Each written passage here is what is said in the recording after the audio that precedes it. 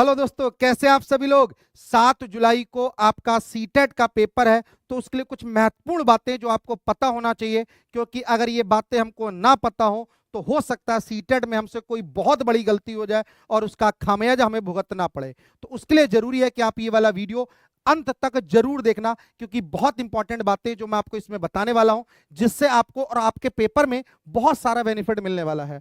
Clear.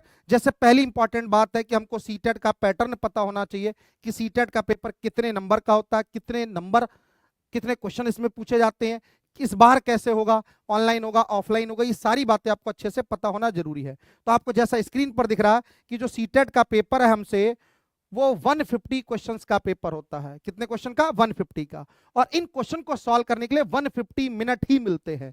वैसे अगर generally CTET के बिहाफ पर देखा जाए तो ये ज्यादा समय है बाकी परीक्षाओं की तुलना में, क्योंकि बाकी परीक्षाओं में इससे भी कम समय हमको दिया जाता है। यानी एक क्वेश्चन को सॉल्व करने के लिए हमको 1 मिनट का समय मिलता है, तो एक क्वेश्चन 1 मिनट, इसी सोच के साथ में हमको पूरा का पूरा पेपर डिस्कस करना है। इस बार का जो पेपर है वो ऑफलाइन पेपर होने वाला है, ओएमआर बेस्ड होने वाला है। तो ओएमआर से रिलेटेड भी कुछ बातें जो मैं आपको यहां बताने वाला हूं, उनको आप लोग बड़ा ध्यान से समझना। क्लियर? ठीक है। और इसमें निगेटिव मार्किंग है, तो हम कहेंगे सर नहीं है, क्योंकि निगेटिव मार्किंग बहुत सारे एग्जाम्स में होती है। जिसमें ना हो ऐसे बहुत कम एग्जाम है, उनमें एक सीटेट भी शामिल है जिसमें निगेटिव मार्किंग नहीं होती है। तो इसका भी हमको बेनिफिट उठाना है। एक और जरूरी बात, सीटेट आपको क्वालिफाइंग एग्जाम है, इससे आपको कुछ होने वाला नहीं है। बस ये होने वाला है कि आप उसके आगे के एग्जाम्स के लिए क्वालिफाई हो जाते हैं। क्या हो जाते हैं? उसके आगे के एग्जाम्स के लिए क्वालिफाई हो जाते हैं। यानी सीटेट एक क्वालिफाइंग एग्जाम है, और एक बार आप पास कर लेते हैं तो इसकी जो मार्कशीट मिलती है वो लाइफ टाइम वैलिड है एक तरीके से। यानी आपको 2-4 साल के बाद दोबारा सीटेट नहीं देना। अगर एक बार आप सीटेट पास हैं तो बात खत्म होगी, वो लाइफ टाइम आपकी वैलिड रहेगी। क्लियर? इसके बाद आपको सब्जेक्ट के बारे में भी जानकारी होगी कि फर्स्ट पेपर और सेकंड पेपर, 2 पेपर होते हैं। फर्स्ट पेपर में सीडीपी, जिसे चाइल्ड डेवलपमेंट बोलते हैं, कितने नंबर का आता है? 30 का।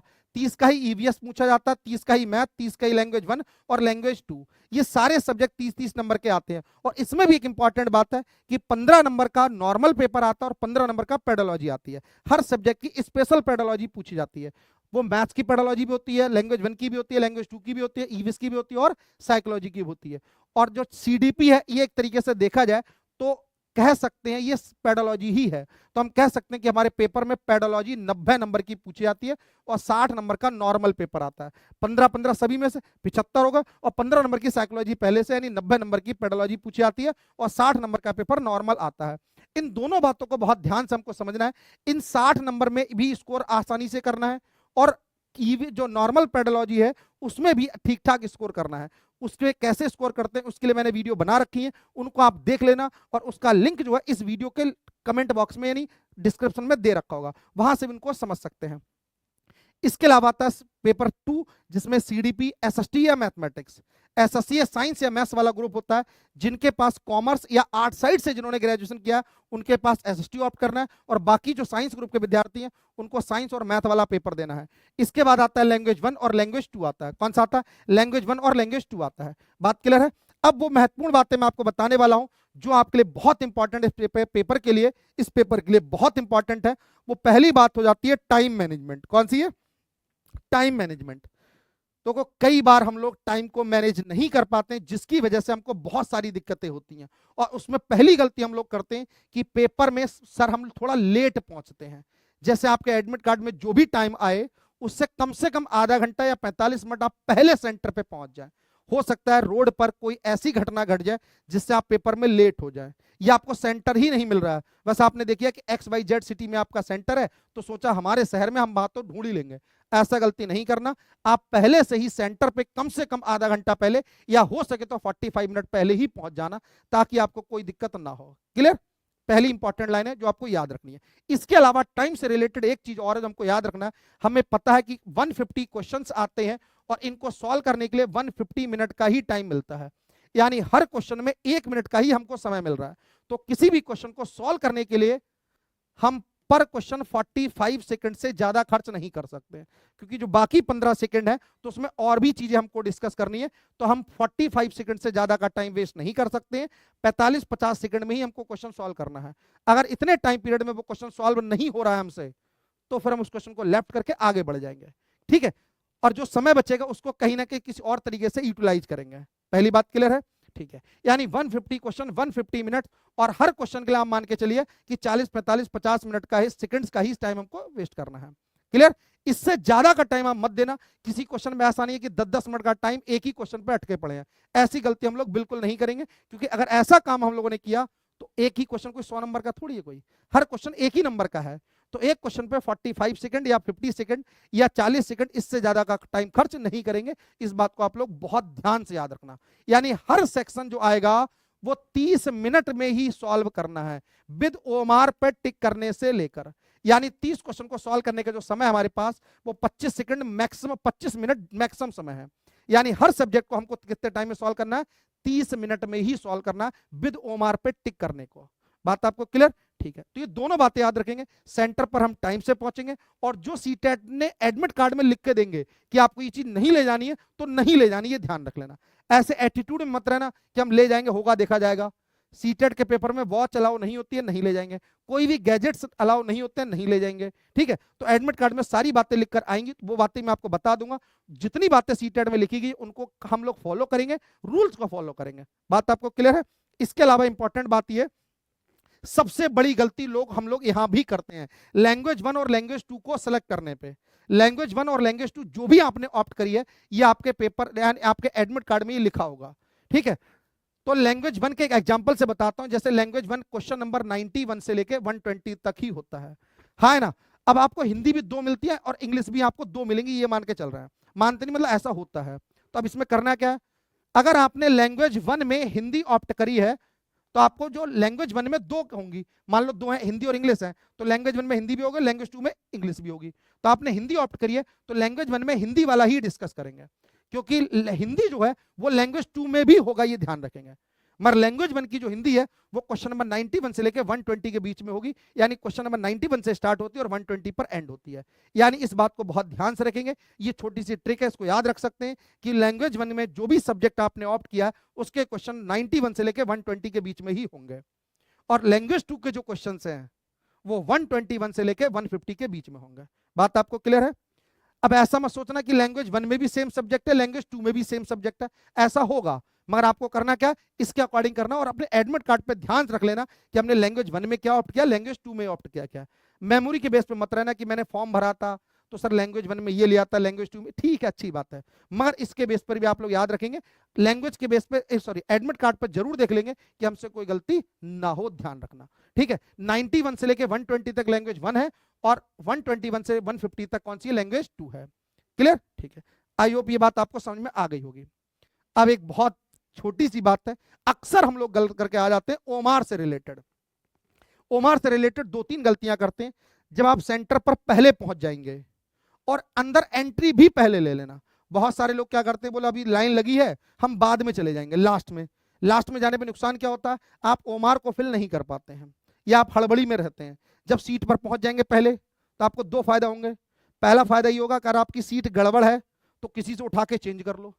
सीट का मतलब डेस्क जिसमें बैठ रहा है, क्योंकि पेपर कहीं भी होता है, हमारा स्कूल में होता है तो कई बार डेस्क में छेद भी होते हैं, तो उस डेस्क को उठा के चेंज कर लेंगे, क्योंकि दूसरी सीट पे कोई होगा ही नहीं, जहां भी ठीक ठाक वहां से चेंज कर सकते हैं। पहला फायदा, उससे क्या होगा, ओमार पे गोले करते समय छेद नहीं हो जाएगा। कई बार होता ना कि हम ओमार पे गोला भर रहे थे सर, वो उसमें छेद हो गया, क्यों, क्योंकि डेस्क में छेद था। ये ध्यान रखेंगे, पहली बात होगी। यानी टाइम से अंदर हम सेंटर के पहुंच जाएंगे ताकि ओमार को प्रॉपरली भर सके, क्योंकि ओमार में हमको गोले भरने होते हैं, और गोले इसके नॉर्मल एग्जाम जैसे नहीं होते, इसके गोले थोड़े बड़े होते हैं। ठीक है, तो बड़े गोले को बहुत ध्यान से भरना ताकि हमसे कोई गलती ना हो। रोल नंबर आपका क्या है, सब्जेक्ट आपके क्या है, टाइम क्या है, डेट क्या है, सारी चीजें, उसमें जो इन्फॉर्मेशन है, जो आपसे रिलेटेड इन्फॉर्मेशन है, वो बहुत ध्यान से बारीकी से भरनी है। ऐसा मत करना कि हमसे गोला रंगीन करना था 4 पे और हम वहां पर मौज में 5 पे गोला रंगीन कर रहे हैं ना। अगर ऐसी गलती होगी तो आपको पेपर में अगर 150 में 150 भी आ रहे हो तो भी आप फेल ही हो जाओगे।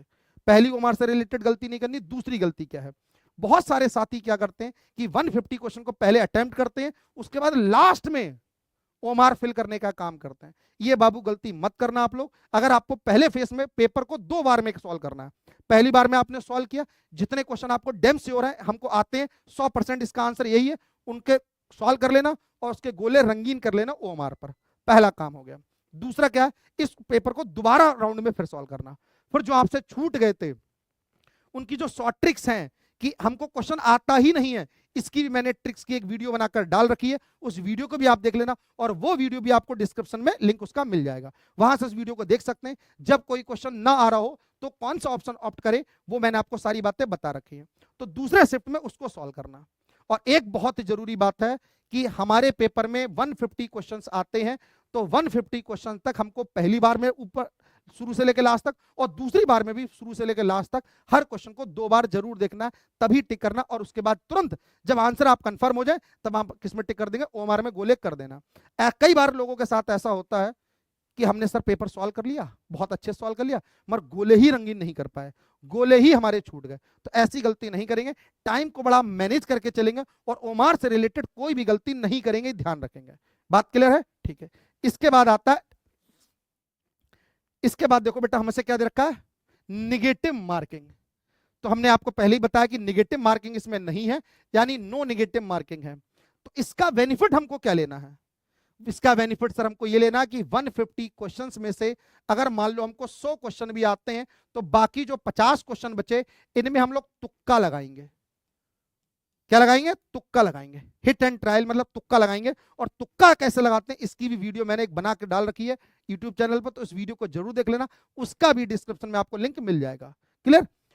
तो यानी हमको 150 के 150 क्वेश्चंस हर हाल में अटेम्प्ट कर आने हैं, और इसके लिए आपको थोड़ा सा समय बचा कर रखना है ना, क्योंकि जो बाकी के 50 क्वेश्चन थे इनमें भी अगर आपके 10-12 क्वेश्चन भी ठीक हो गए तो ये 10-12 नंबर आपके बढ़ सकते हैं। क्लियर? कई बार क्या होता है कि हम 100 के 100 ही अटेम्प्ट करके आते हैं, बाकी 50 छोड़ देते हैं ना, क्योंकि निगेटिव मार्किंग से हमको होती तो हमको फर्क पड़ता। जब निगेटिव मार्किंग नहीं है, नंबर मिलने के चांसेस हैं, तो क्यों ना ऑप्ट करें, है ना। अगर जैसे मान लो 4 ऑप्शन आते हैं, A B C D 4 option है, तो इन चारों में से कोई एक सही हो सकता है, तो इसके कितने चांसेस हैं? 25% चांसेस हैं। अगर मैं 50 क्वेश्चन पे तुक्का लगाने की बात करूं तो 10-12 नंबर सही होने के बहुत ज्यादा चांसेस हैं, और ये बहुत इंपॉर्टेंट है। और थोड़ा सा अगर आपने प्लानिंग से कर लिया, ये प्लानिंग का मतलब आपने वीडियो मेरी देख ली, जो मैंने तुक्का लगाने का आपको तरीका बताया, एग्जाम में कुछ टैग वर्ड्स होते हैं, कुछ पॉजिटिव वर्ड्स होते हैं, उनके बेहाफ पर सॉल्व करने का प्रयास किया, तो आपके अच्छे नंबर आ सकते हैं। तो ये गलती बिल्कुल मत करना कि 150 में से कुछ क्वेश्चन छोड़कर आए, छोड़कर कोई क्वेश्चन नहीं आना, ये ध्यान रखना, क्योंकि निगेटिव मार्किंग यहाँ पर नहीं है।